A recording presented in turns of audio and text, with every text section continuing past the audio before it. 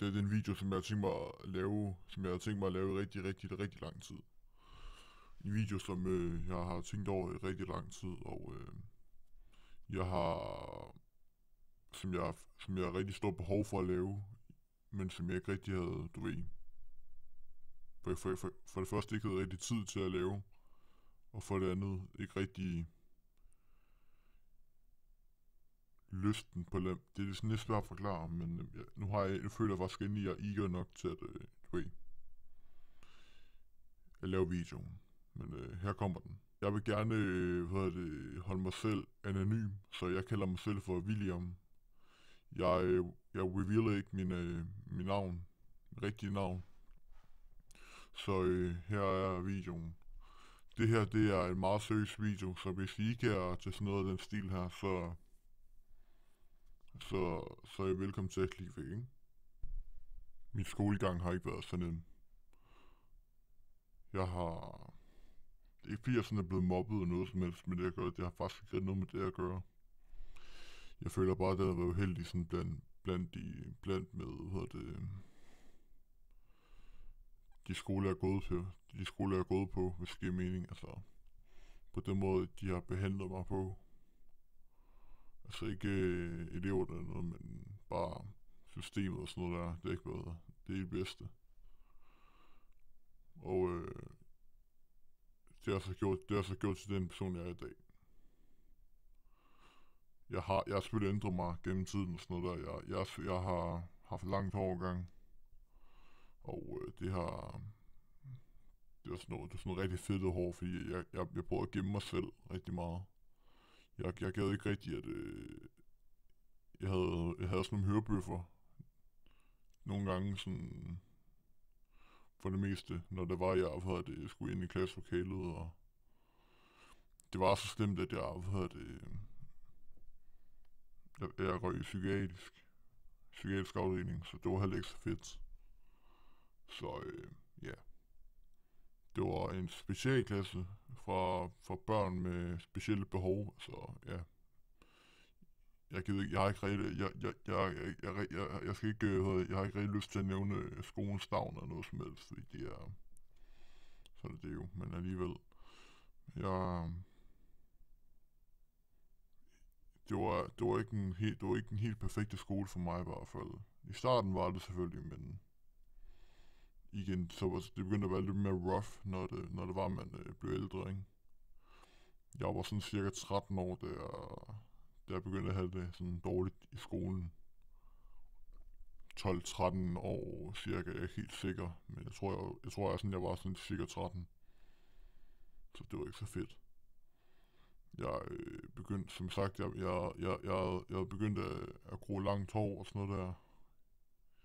Og det var sådan rigtig fedtet hår for det meste. Og som sagt, det var fordi jeg sådan både gemme mig og sådan noget der. Nu har jeg så ikke langt hår mere alligevel. Fordi at ja, jeg havde en periode, hvor jeg havde det godt. Men grunden til at lave den her video her, det er fordi jeg føler, at det kommer igen lige pludselig.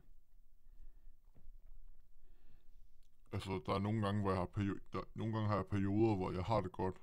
Sådan rigtig godt, og nogle gange har jeg perioder, hvor jeg har det rigtig skidt. Og jeg vil bare rigtig gerne have jeres opmærksomhed i kommentarfeltet, om at I vil, ja, hjælpe mig. Altså ikke hjælpe mig, men bare sådan skrive bare skrive en kommentarfeltet, hvor I kan hjælpe mig. Jeg kan lige, det er svært at forklare, sorry.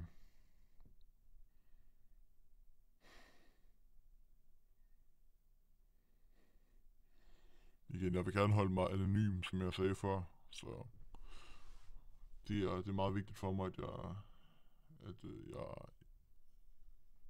jeg bare er William i den her video her, og ikke den rigtige person, som jeg er nu, som jeg er i virkeligheden. Men i hvert fald,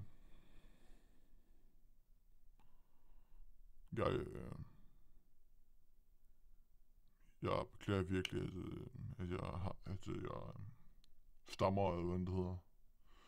Det, det er ikke så nemt at snakke om sådan noget her. Men jeg vil rigtig gerne have noget hjælp.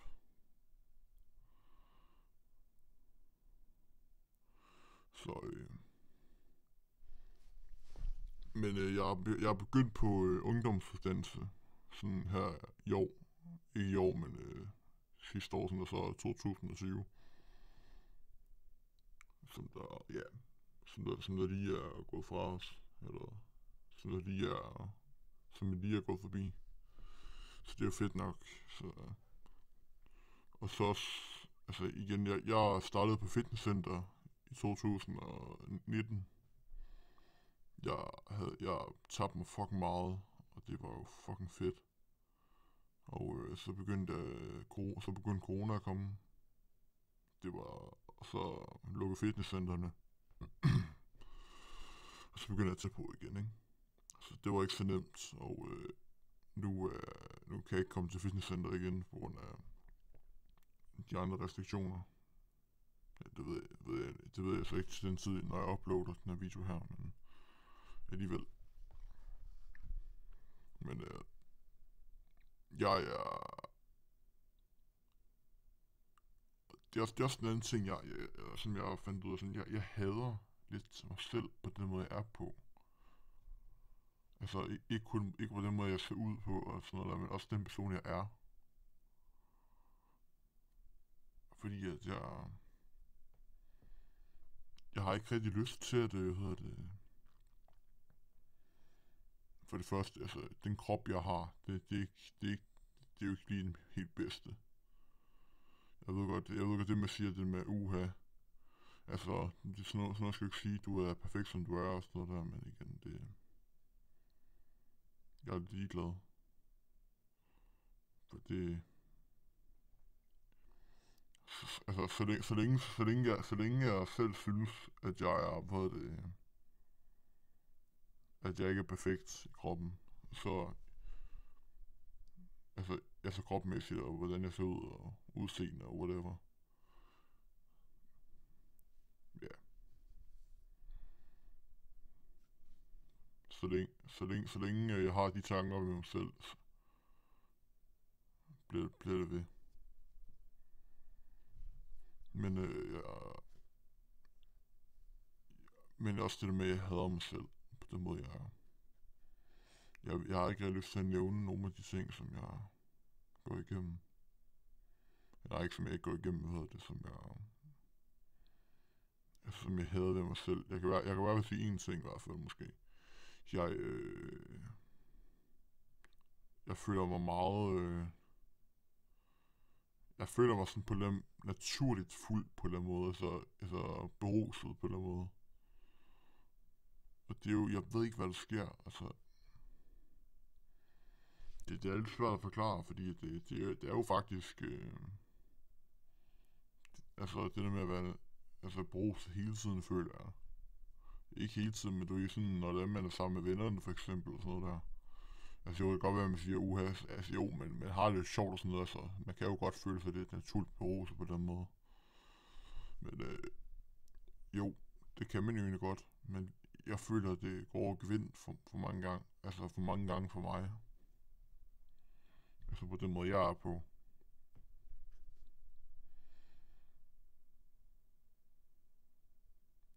Jeg skal bare så, at jeg græder i den video her, fordi jeg er faktisk lige ved.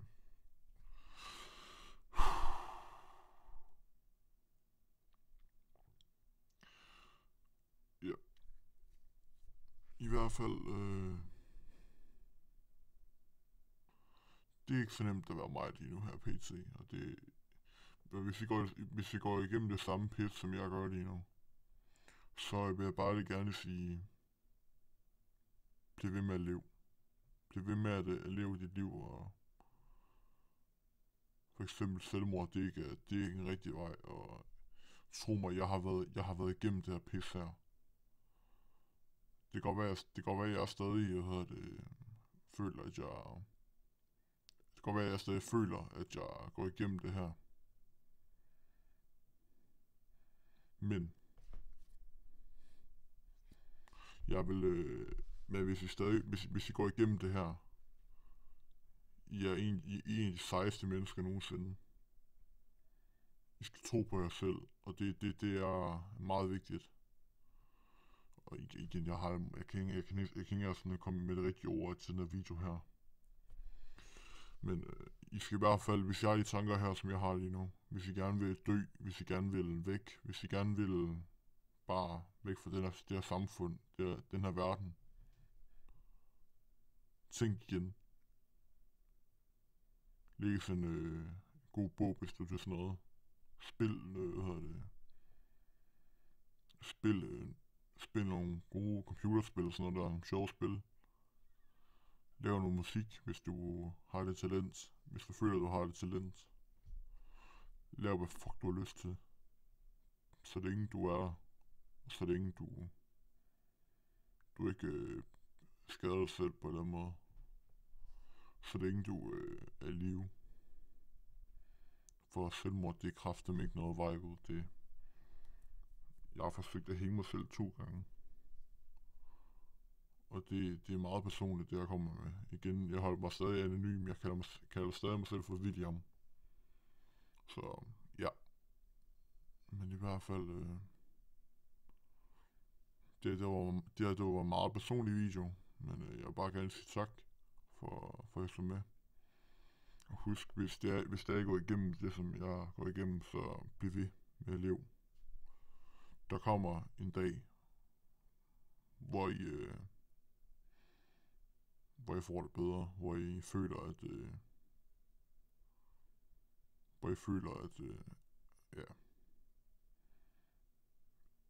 I føler glæden igen. Der kommer en dag, hvor I får jeres kæreste, hvor I får jeres børn, whatever. Hvad fanden ved jeg? Der kommer en dag, hvor du får din karriere, hvor du får din uddannelse.